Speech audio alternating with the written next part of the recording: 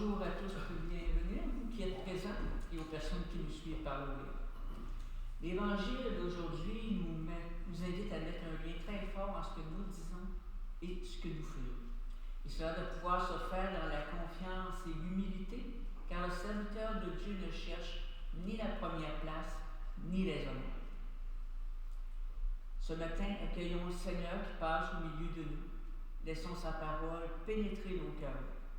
C'est une parole de vérité et de vie. Au nom du Père, et du Fils et du Saint-Esprit. Amen. Que le Christ qui dresse la table de la parole qui remet en route nous accorde sa grâce et sa paix. Béni soit Dieu maintenant et toujours. Mort sur la croix, Jésus a vécu la mort. Implorons-le pour le pardon de nos péchés. Seigneur Jésus, délivre-nous de tous nos égoïsmes qui empêchent de partager et de respecter nos frères et sœurs. Seigneur, prends pitié. Seigneur, prends pitié. Ô Christ, délivre-nous de notre orgueil qui nous ferait chercher en tout la première place. Ô Christ, prends pitié. Ô Christ, prends pitié. Seigneur, délivre-nous de toutes nos volontés de puissance et d'hégémonie. Seigneur, prends pitié de nous. Seigneur, prends pitié de nous. Que Dieu Tout-Puissant nous fasse miséricorde, qu'il nous pardonne nos péchés et nous conduise à la vie éternelle. Amen. Amen. Prions. Père, auprès de toi, chaque enfant de la terre occupe la première place. Nul besoin d'être parfait, ni de faire partie d'un peuple élu pour être ton préféré. Il suffit de reconnaître ta tendresse. Nous t'en prions.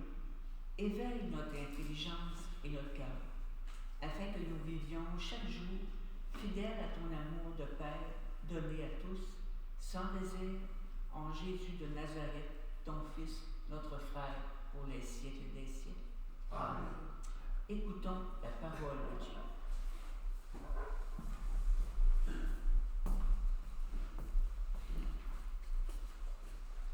Lecture du livre du prophète Isaïe.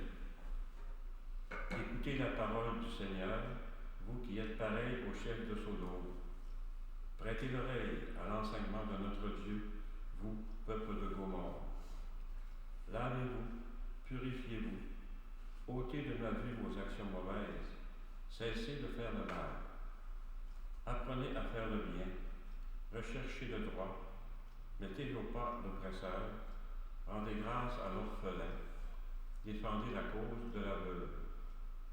Venez et discutons, dit le Seigneur. Si vos péchés sont comme l'écarlate, ils deviendront aussi blancs que neige. S'ils sont rouges comme le vermillon, ils deviendront comme de la laine.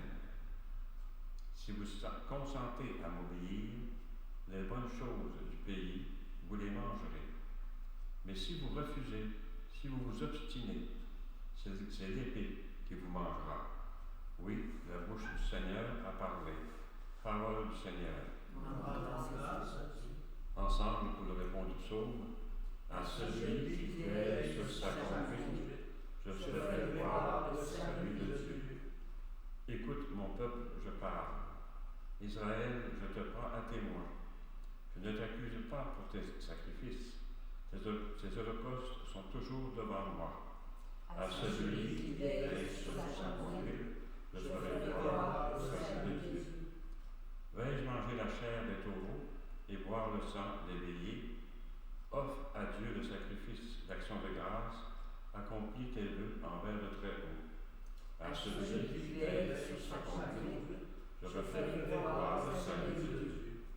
Qu'as-tu à réciter mes lois, à garder mon alliance à la bouche, toi qui n'aimes pas les reproches et rejettes loin de toi mes paroles? À celui qui veille sur sa conduite, je ferai voir le salut de Dieu. Voilà ce que tu fais. Garderai-je le silence? Penses-tu que je suis comme toi? Qui offre le sacrifice d'action de grâce, celui-là me rend gloire. À celui qui veille sur sa conduite, je ferai voir le salut de Dieu. Acclamation à l'Évangile. La parole du Seigneur est vérité.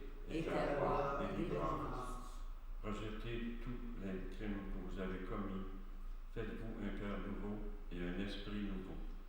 Ta parole, Seigneur, est vérité, et ta loi, délivrance.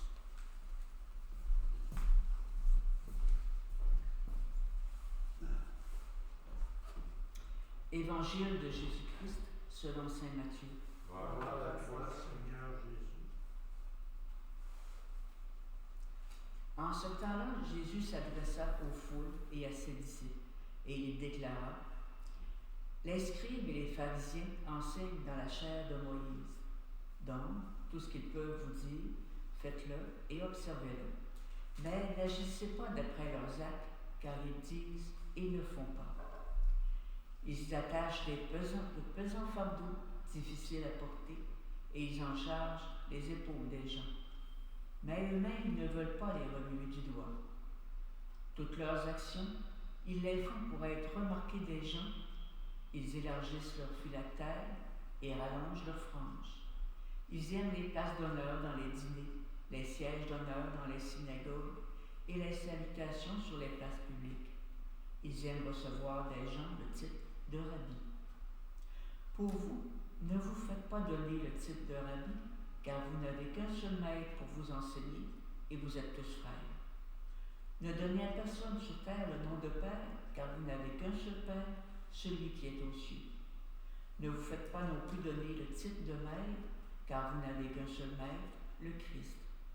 Le plus grand parmi vous sera votre serviteur. Qui s'élèvera sera abaissé, qui s'abaissera sera élevé. Acclamons cette parole de Dieu. Gloire à toi, Seigneur Jésus. Ils disent et ne font pas. Erreur fondamentale. Jésus s'adresse à la foule et souligne l'incohérence entre la parole et la pratique. Ils parlent et ne font pas. Malgré tout, Jésus reconnaît l'autorité et la connaissance des scribes. Ils sont assis sur la chaise de Moïse. Mais si Jésus dit de faire ce qu'ils disent, de l'observer, il n'encourage pas les gens à les imiter.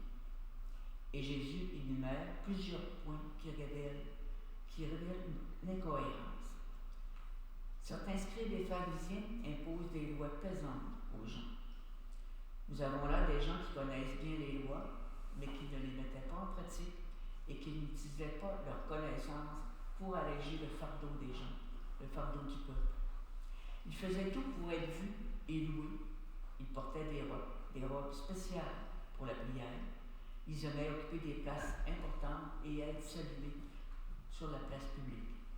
Ils voulaient être appelés maîtres.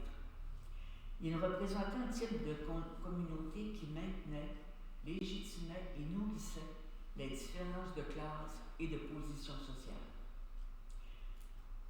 qui légitimait aussi les privilèges des grands et la position inférieure des petits. Or, s'il y a une chose que Jésus n'aime pas, ce sont les apparences trompeuses. Comment lutter contre cette incohérence? À quoi devrait ressembler une communauté chrétienne? Jésus nous dit que tous les travaux ou toutes les responsabilités de la vie commune doivent être assumées comme un service. Le plus grand parmi vous sera votre serviteur. Et il nous dit que personne ne devrait être appelé maître, c'est-à-dire être appelé père ou guide.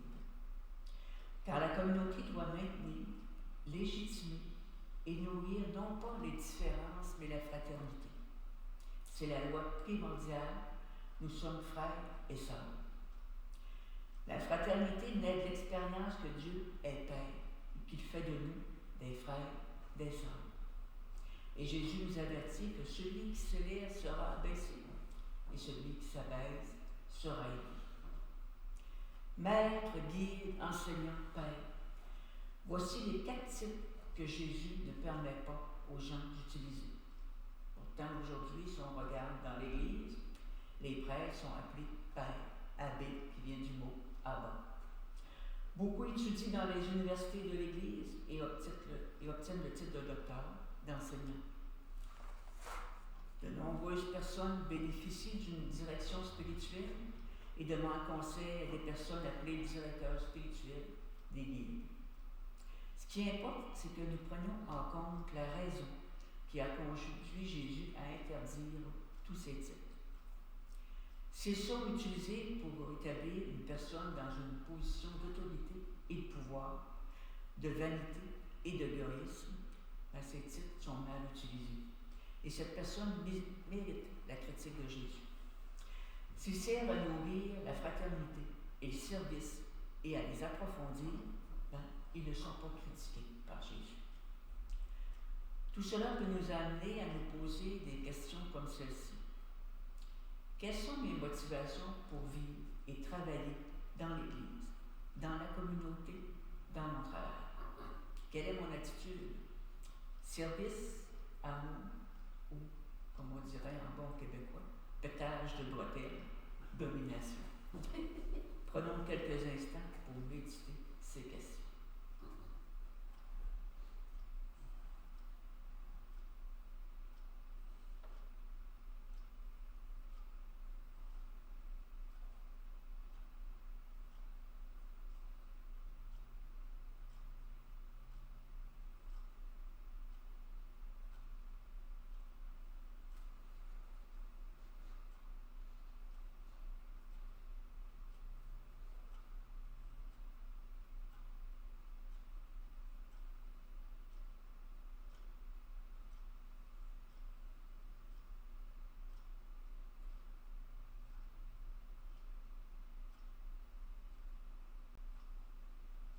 Si vous voulez bien vous lever.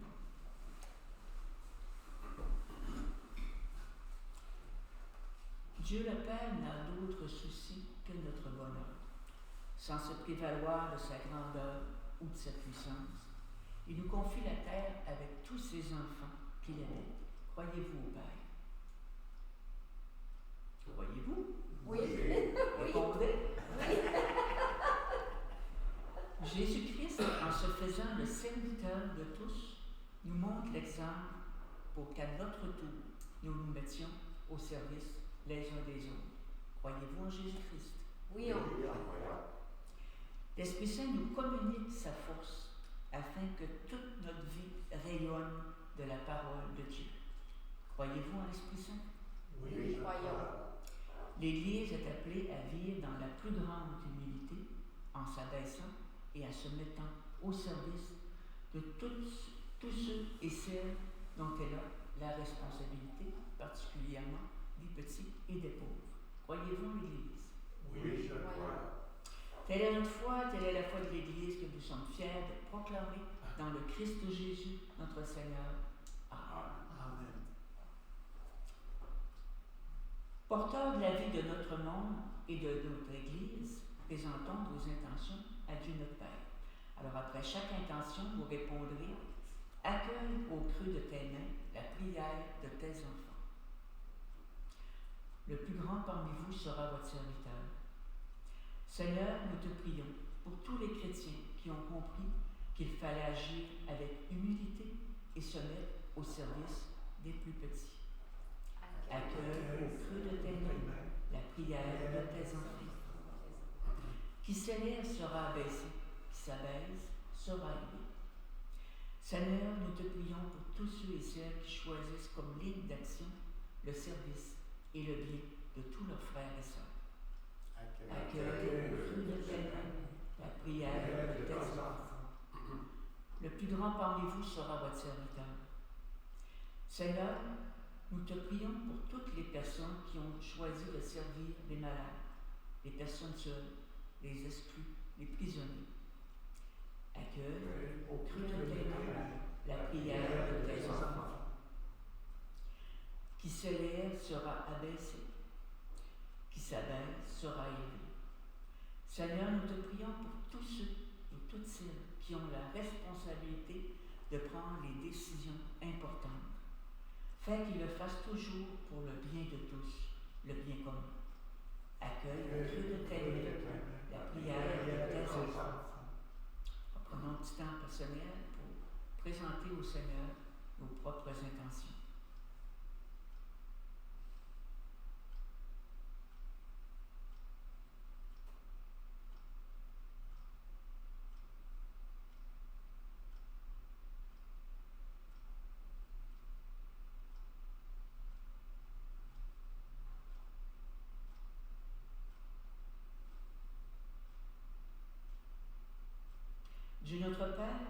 Toi qui nous as montré le chemin de l'humilité et du service, exauce notre prière.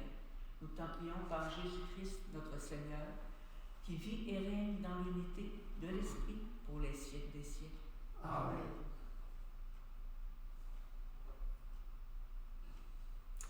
Jésus nous a dit, vous n'avez qu'un seul maître pour vous enseigner, et vous êtes tous frères.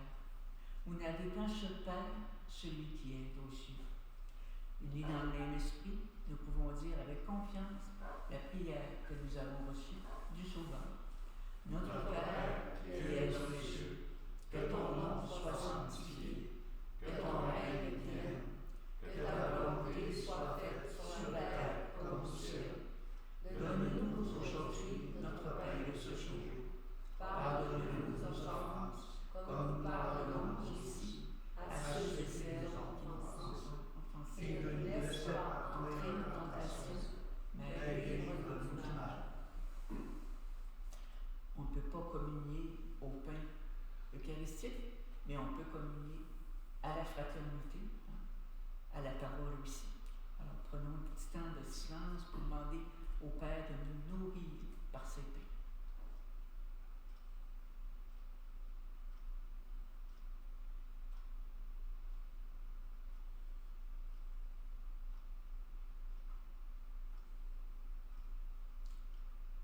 Dieu notre Père, toi qui nous invites à être fidèles à ta volonté, donne-nous avec la force de Jésus, ton Fils, et la puissance de l'Esprit Saint, de vivre toujours ce que nous annonçons. Nous te demandons par Jésus, ton Fils, notre Seigneur, qui vit et règne avec toi dans l'unité du Saint-Esprit, Dieu pour les siècles des siècles. Amen. Que le Seigneur nous bénisse, au nom du Père et du Fils et du Saint-Esprit. Amen. Allons vivre maintenant en témoin de l'Évangile. Allons porter l'Évangile du Seigneur.